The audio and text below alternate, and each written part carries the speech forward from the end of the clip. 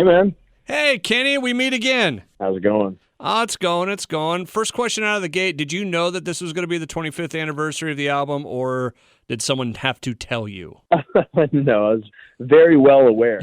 But, if for no other reason, because, a few years ago, we acknowledged the same anniversary for my very first record, Better Heights, as well. Okay. Because some of that stuff sneaks up on me sometimes where someone will be like, hey, do you know you've been doing this job for 15 years? Wait, what? So I was wondering if Yeah, that would apply with you. So, well, look, man, at this point, you know how it is. The older you get, the faster time flies. And it yes. seems like nowadays everything sneaks up on me. But, this is a pretty monumental occasion. I mean, 25 years of doing anything is a big deal. But, 25 years of an album that still holds up today.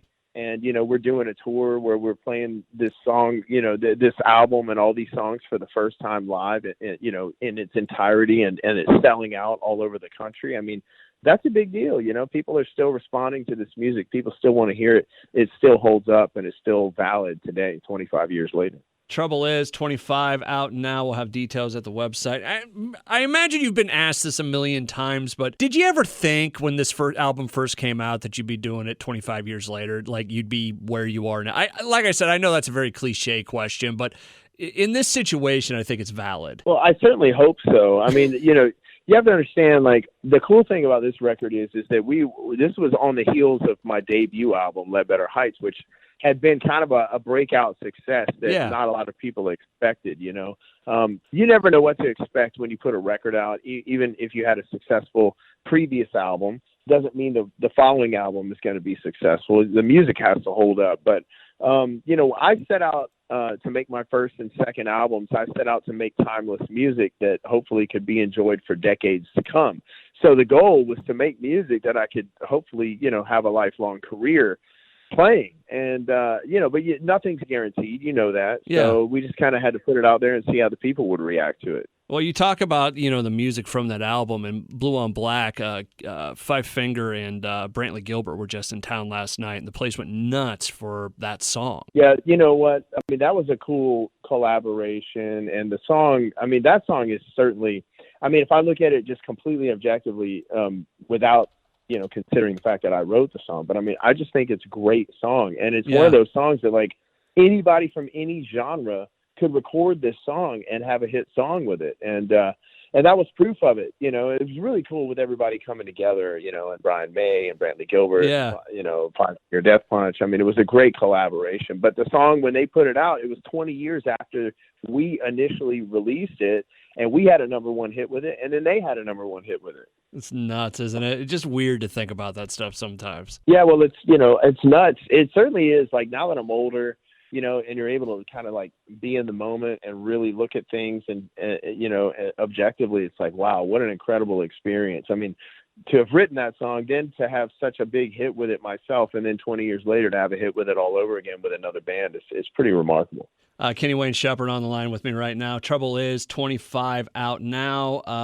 When you go back and you look at that album, is there anything that hits you differently now than it did back then? Because, when you add 25 years to life, things look a little bit differently looking back. What do you think now as opposed to then with that album? Well, what's interesting is, like, so we did a documentary film that's also just been released with the release of because we re-recorded the record, right? We did a whole new version of Trouble Is, came out December 2nd, and we did a live concert DVD from the first night of the tour, and then we also did a documentary telling the story of the making of the original Trouble Is record. And in that documentary, one of the people I wrote Blue on Black with, Tia Stillers, tells the story of how, sometimes when you write songs, it can kind of almost tell your future. It's like, in the moment you write a song and you think that it's about a particular thing, whatever you wrote it about in that moment. But as time goes on, songs can take on entirely new meanings. And for her in particular,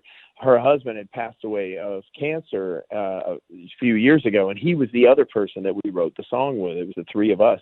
And so Blue on Black at the time was about one thing, but now for her, every time she hears the song and she hears the chorus and she hears the words, "Don't bring you back," it's like that whole song has now taken on an entirely new meaning for her. And so, it's interesting. You live with music for 25 years, and the songs can certainly evolve in the way that they affect you and the way that they speak to you. When you were re-recording this, did you do something, is it verbatim, or did you kind of do a 25-year different version of it? I don't know how to properly ask that question. I mean, when you recorded, did you go, you know what, let's try it this way instead? Was there any moment like that? Well, there was. In the beginning, we did 2 different versions of each song. Okay. But what I came back to is I had to decide which version we were going to finish. And the more I listened to the stuff, it's like the versions that were closer to the original album were the ones that really stood out. And because that album has so much vibe to it, the whole record is really all about the vibe, every single song.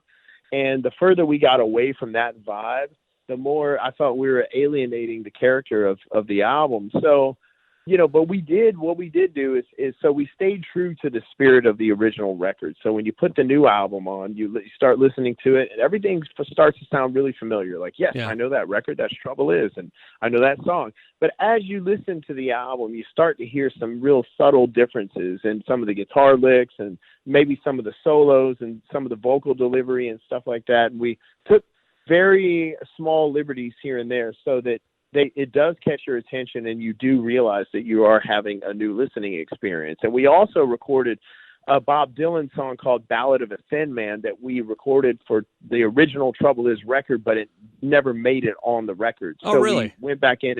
We redid that one and included it on this version as well. So that's a song nobody even knew existed for the original Trouble Is record, and now it's on the new version. That's awesome. Kenny Wayne Shepherd on the line with me. We'll have all the information about the album at the bottom of the page for you.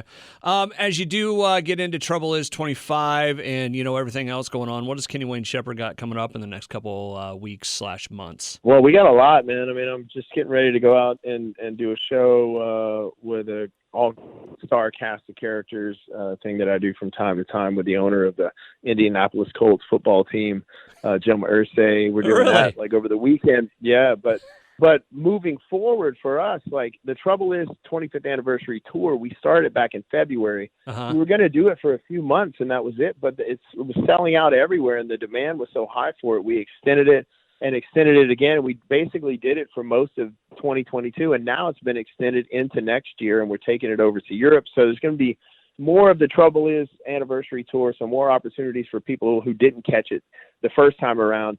And then we have a whole new record of all new material that's probably going to come out towards the end of next year. And we were just in the studio again doing another album, so that we have plenty of new stuff ready to go for the fans, and we'll be out on the road playing the music for them, which is what we do best, and we want people to come see us. That's got to make you feel good when the tour gets extended, right? I mean, you got to at some point just sit down and just smile to yourself and be like, yeah, that's awesome. Well, especially when so the show, we do the whole album, then we go off for an encore, and we come back and we play a whole entire second set of songs that we put out since Trouble Is came out. Okay. Right? So it's a 2-hour long experience. It's an evening but what's cool about it is like, yes, when it's selling out and it keeps getting extended, and it's songs that you wrote 25 years ago, and people want to hear it and see it that bad. I mean, that's great, dude. That's what it's all about. That's what it means to be a real career artist.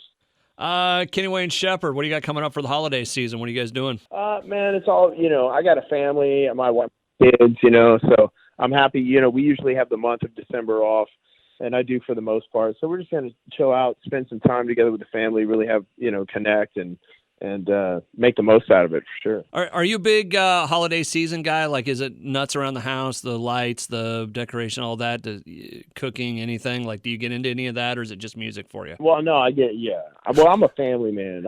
My wife and I have more than a few children, and so, we look forward to the holiday season for them. They love Christmas, and then also, I don't like decorate. We have decorations around the house, but I'm not the guy that has 5,000 or 5 million lights, all over the outside of the house and stuff like that.